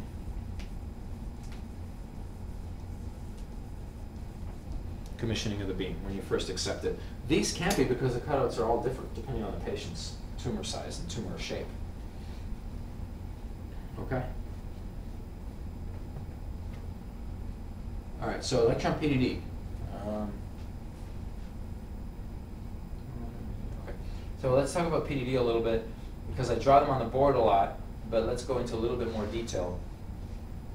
To get the PDD, you have to measure ionization depth dose. So what you measure with the chamber, when we were doing those TG51 measurements at Highland Park, we put the chamber in, and the chamber just dropped down, right? And as it dropped down, it gave us the intensity of the radiation that it measured. But what we were measuring was not PDD. We were measuring IDD. We were measuring ionization depth dose, okay, with electrons. And to get the accurate PDD, you need to do a couple of things. You need to do two things. Number one, you need to shift the PDD, and this comes from APM TG70.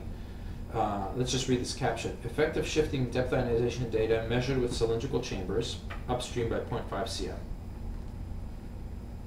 0.5 cm RCAV rather, for electron beams with RCAV 1 cm. And RCAV is the radius of the cavity. Okay, so RCAV is, if this is an ionization chamber, that's RCAV. Radius of the cavity of your ionization chamber. We had an example, a TG21 example. What was the radius of the cavity?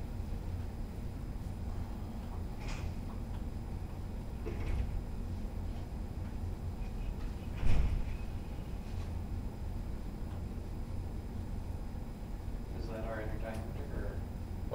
was the inner diameter?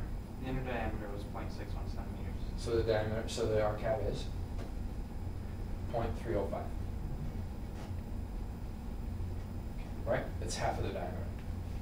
So in that chamber, the R cap would be point. So for a PTW, it's about 0.305 cm, around 3 millimeters. Okay. So the raw data are shown in curve I. The raw data is curve I. This one here. That's the IDD. And the shifted data, which are taken as a depth ionization curve, are shown in curve 2. This one here, curve 2. So line. The value of the percentage ionization at B, solid curve, 50% ionization in the electron, gives I50. Okay, it's hard to see this because the resolution is not so good. But I50 is after you've shifted it, from which R50 can be determined. For electron beams, curve 2 must be further corrected to obtain curve 3, the PDD curve. Okay, so what they're doing here is they're saying curve 1 is your unshifted IDD, your ionization depth dose. Curve 2 is you shifted back. Why do you shift it? Why do you think you shifted? You shift it because this chamber has a dimension. Okay, now and the PDD, this affects the PDD. The fact that there's air in there and that there's dimension and that it's affecting the fluence. If this chamber were down to a point and you were measuring the PDD with a diode or with an infinitesimally small chamber, you wouldn't have to shift it. Okay, so we're shifting it because we're introducing an air cavity and it's affecting the PDD.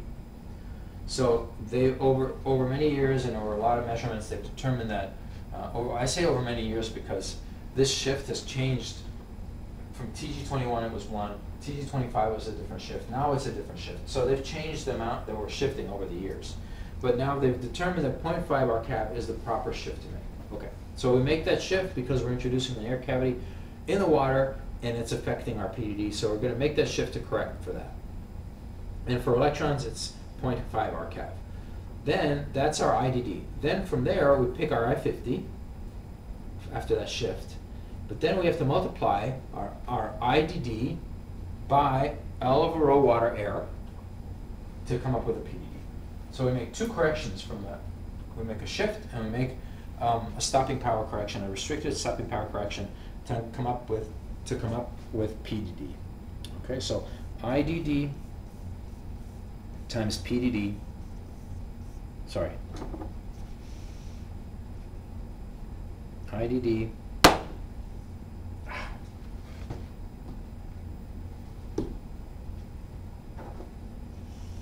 See if I do this right now.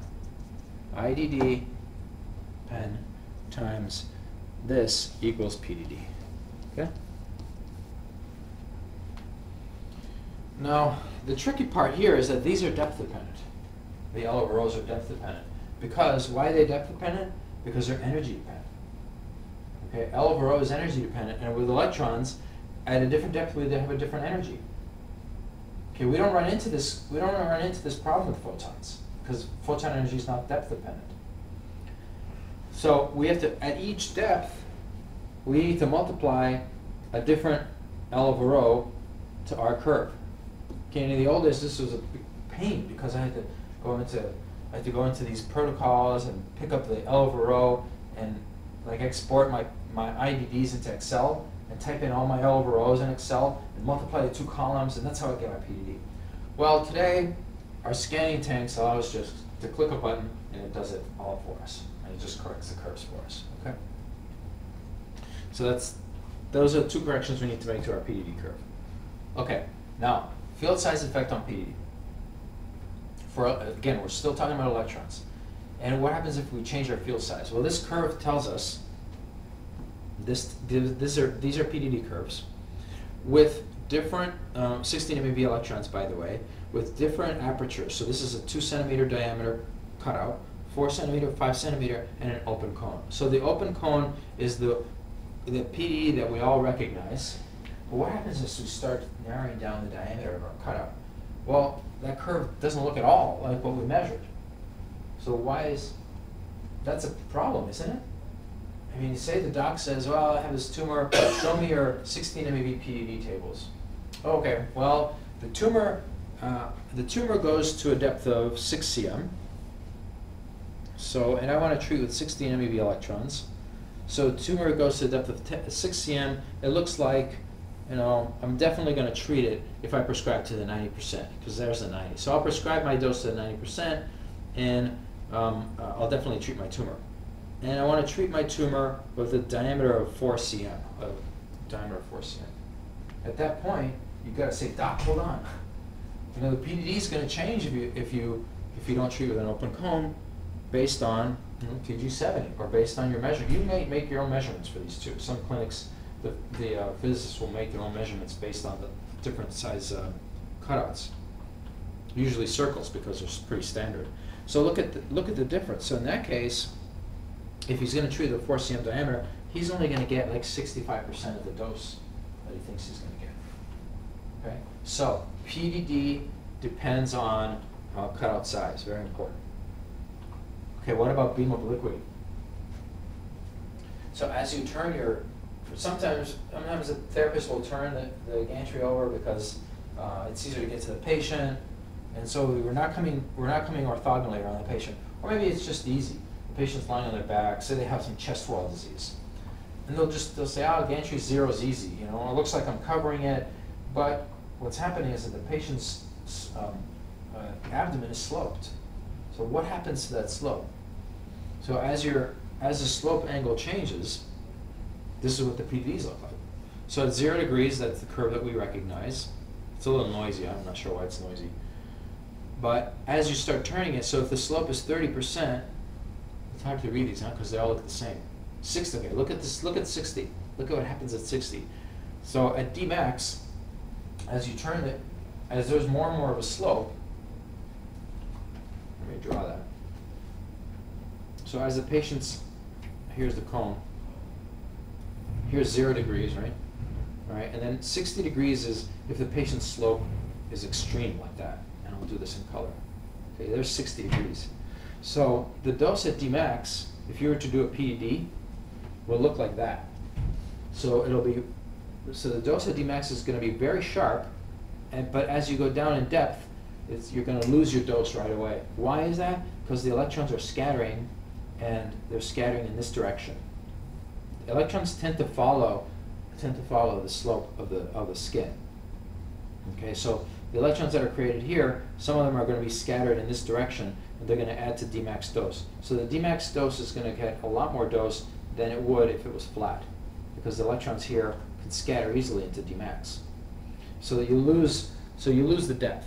So if you think you're treating at 3 cm, you know, if you think you're giving the 0 would give you a 90%, but you're actually giving less than 60, okay, with an oblique incident.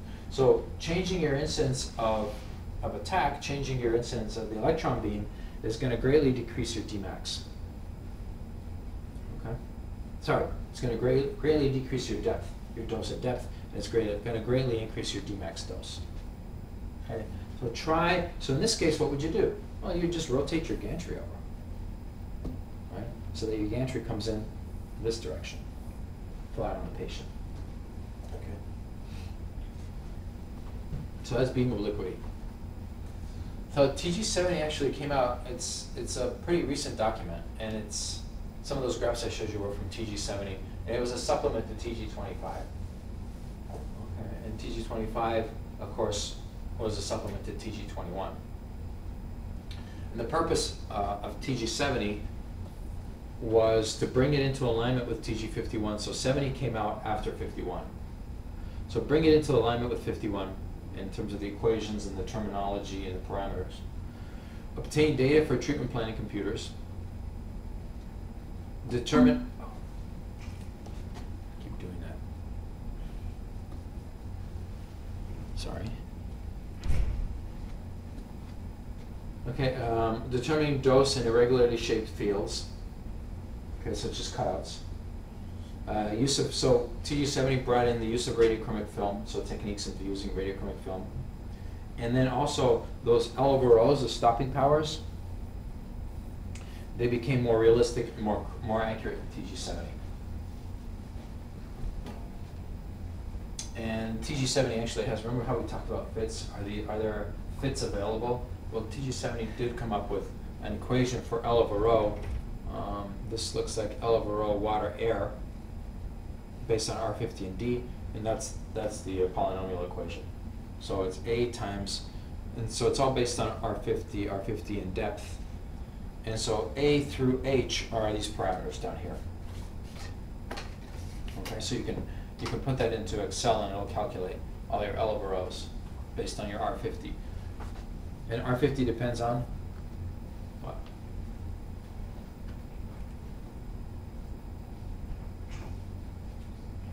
What does R50 depend on?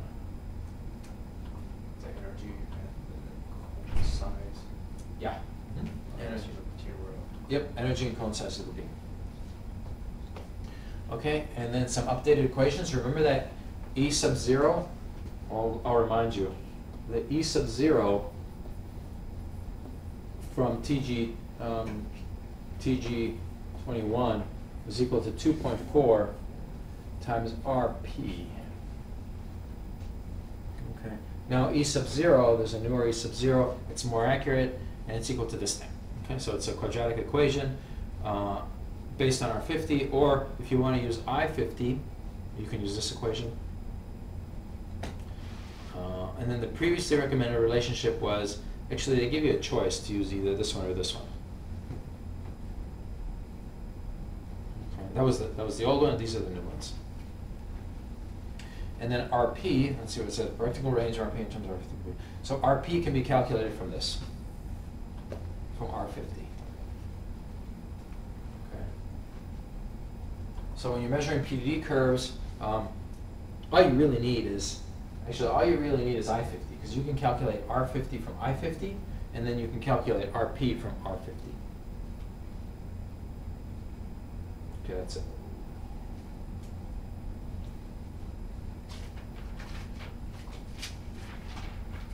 Okay, so today we covered a lot of stuff, and it was all kind of different. Bragg cavity theory, Spencer-Attix cavity theory. Now, Kahn, in my opinion, the way Kahn covers Bragg grading Spencer-Attix is a little discombobulated. It's hard to, I find it hard to follow. Johnson-Cunningham is easier. Johnson-Cunningham covers Bragg grade, and it's easier. So if you want to understand it better, go to Johnson-Cunningham. Then we went into TG21. We did an exercise. I think you guys got a good grasp of what that's about in the tables. And then TG25 again was a refinement of 21 specific to electrons. And then we went into TG70. We went into monitor unit calculations for electrons. We haven't touched monitor unit calculations for photons yet, but we did electrons. We didn't do an example. It's pretty straightforward, the monitor unit calculations for electrons. And then we did we talked about some perturbations, such as beam obliquity, such as cutout size in terms of how the size of the cutout affects the PDD. Okay, we talked about lead shielding and monitor units for cutouts. We can do a quick monitor unit calculation. How do I get a white? I'm gonna do this. Okay, so let me give you an example. If I have an electron energy, that's a problem with the white screen. I don't think we can draw on it. What about using a pen? Huh? Can you draw on it with an actual pen, or? No.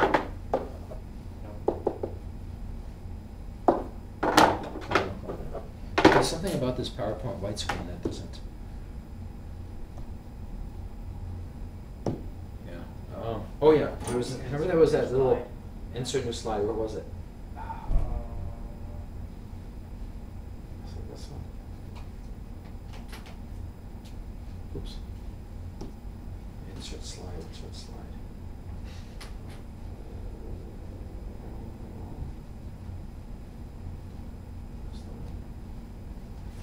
It was one of these, wasn't it?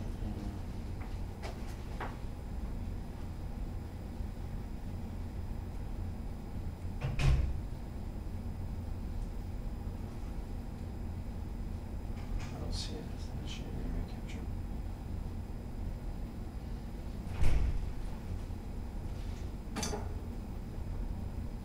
I just hit that. That's not it. What's this undo? This looks. Oh, here. Was it this one? Yeah, that's it. Minor unit calculation. Energy equals 9 MeV. Let's see, cone size. Treatment cone is 6 by 6. Rx line equals 95%.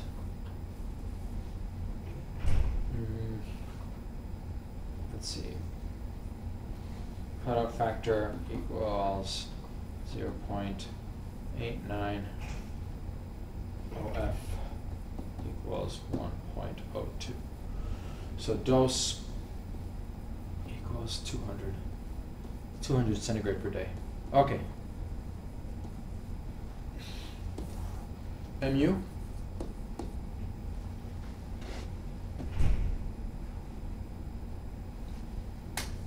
What do you think? What do I need?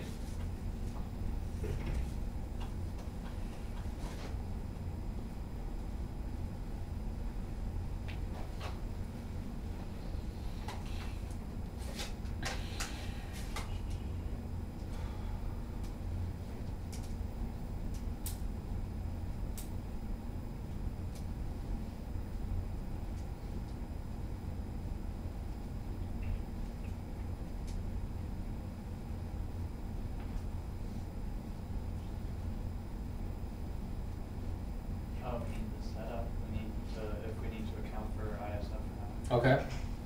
So what do I need? SSD, right?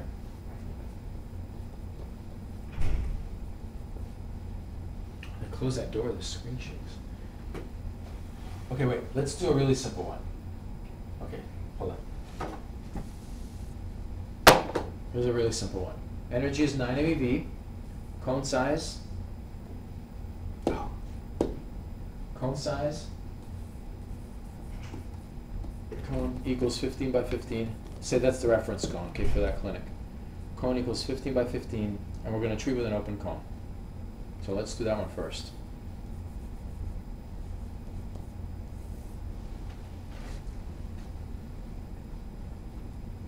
We'll do this one second. Okay, and the Rx is 100%. So this is the first one. This is 2, this is 1. Rx.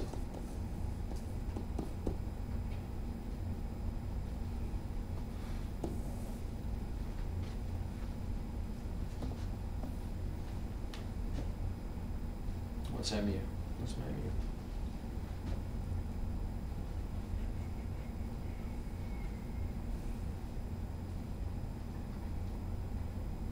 What goes on top? Field dose. What is it? Where's my field dose? One second.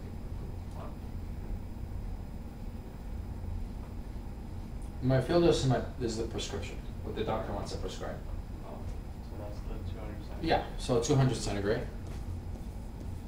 Okay. What goes on the bottom?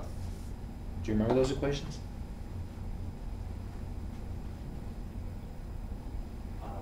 No, not really? Okay. It's OF by SM, Rx over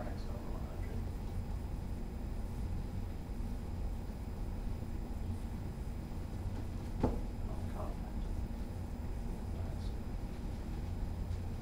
What?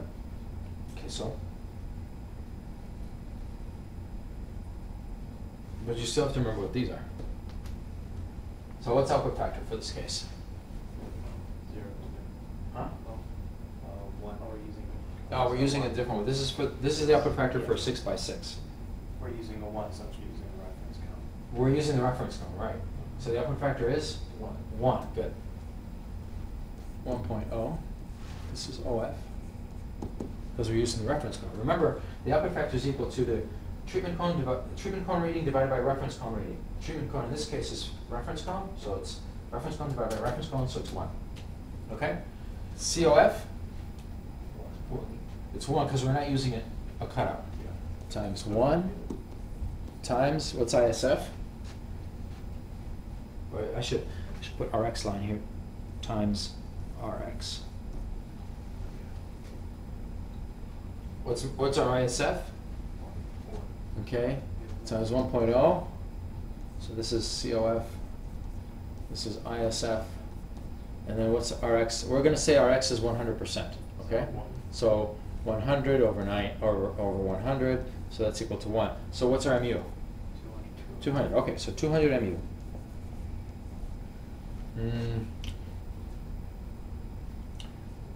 The units, if you look at this, the units don't look like they work out. How do we go from 200 centigrade to 200 mu?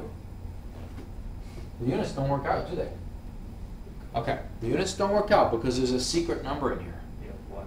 Yeah, What there's is a number right in secret? here, which people don't tend to put in there, but it's there. It's 1 CGY per mu. You guys know that, right? Yep. Okay, so what is this?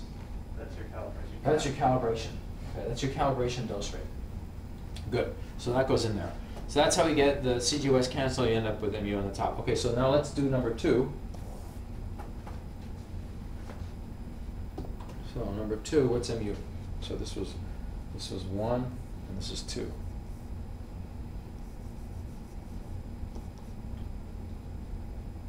I'll just put it down here.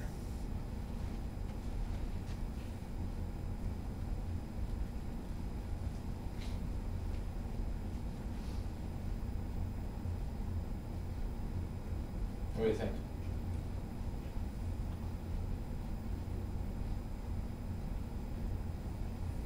So you still have the 200 up top. Okay. 200. What's on the bottom?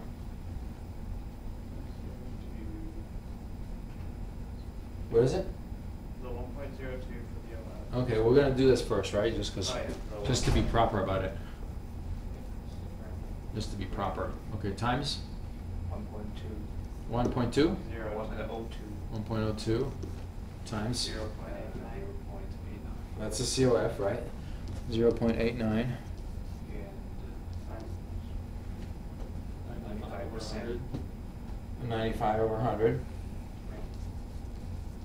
Okay, times ISF? 1. 1. Okay, so that's how you get it. So mu, now your mu is going to be, it looks like it'll be a little bit more than 200 in this case. Okay, so that's another thing too, sanity check.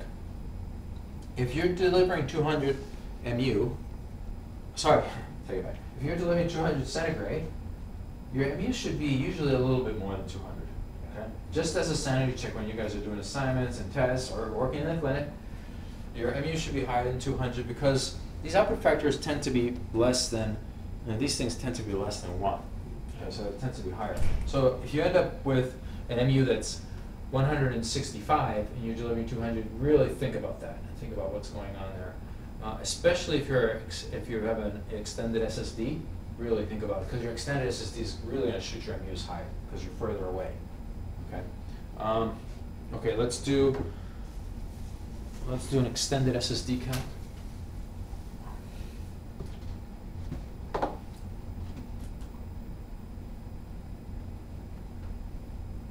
Where's it? There's. Okay, extended SSD calc. So if the effective SSD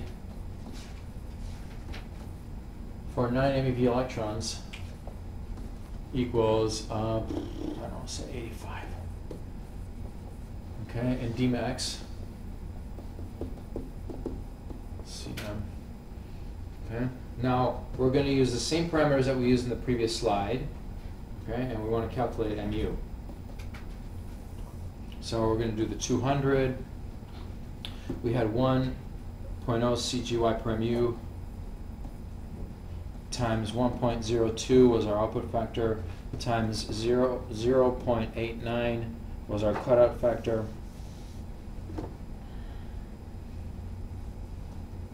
I think I'm getting those right. 0.89 times 95 over 100 is our prescription. But now we have an ISF, okay? Because we're going to say the SSD, treatment SSD,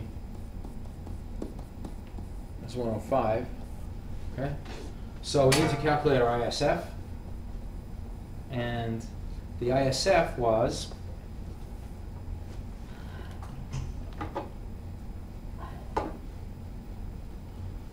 SSD effective plus D max squared SSD effective plus D max plus G squared. Don't forget the squared. Okay, so that's the ISF for electrons. Okay, so what is it? So effective SSD is equal to 85 plus 2 squared over 85 plus 2 plus 5, thank you, squared, okay? And that's going to be 87 over 92. What is that, squared? Can somebody give me that? 87?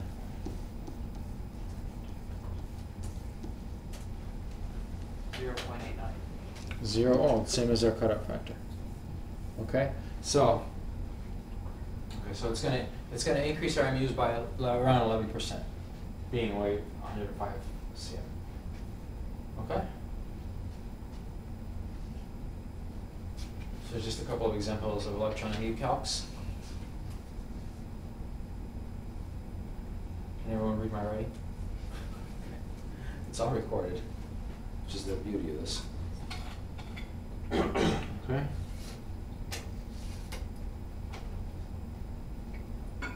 What else? Any other questions? All right, I think we're done. I'll post the assignments like I said tonight.